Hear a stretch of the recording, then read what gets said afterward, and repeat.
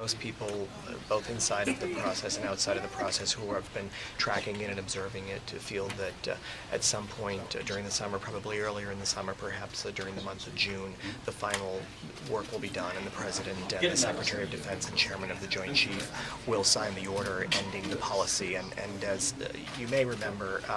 at that point there is still a 60-day delay before the ban is completely brought to an end. Good to see you. But I think from the time the President signed the bill until then is about a 6-month period, and I think most people understood that there was a degree of work that needed to be done, I think more than anything, to ensure that gays and lesbians serving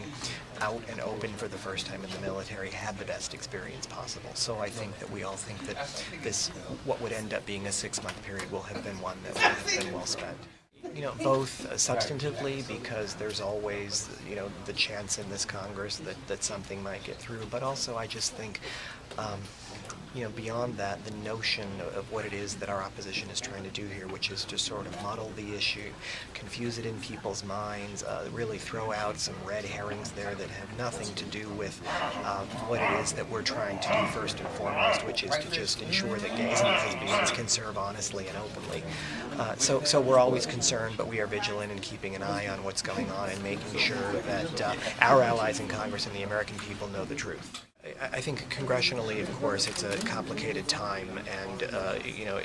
as to your prior question, I think we find ourselves in a bit of a defensive mode with Congress, particularly with the makeup of the House right now. But every day that goes by, we are moving more and more rapidly in the direction of marriage equality, whether it's the prospects of passing marriage in New York, or whether it's any state in the country that is moving in the direction of a greater set of rights for same-sex couples. So marriage is sort of first and foremost, I think, in our work and in our minds all across this country. But I do have to say that every day that goes by, it becomes more and more clear to me that another incredibly important, if not perhaps the significantly important goal for our community over the next 18 months is going to be to re-elect Barack Obama. I had the privilege of meeting both Lee and Monique back in October at HRC's National Dinner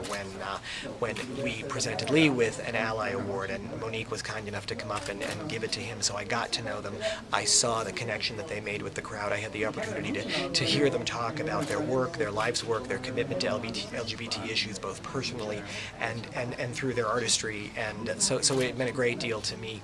to be with them in that moment, and then to sort of come full circle here in Atlanta and have the opportunity not just to honor Monique, but for Lee to be so generous to come down and present the honor to her. So it's incredibly meaningful, I think, to me and HRC personally, but I think it's going to be a really inspiring night for the folks here in Atlanta to hear from both of them.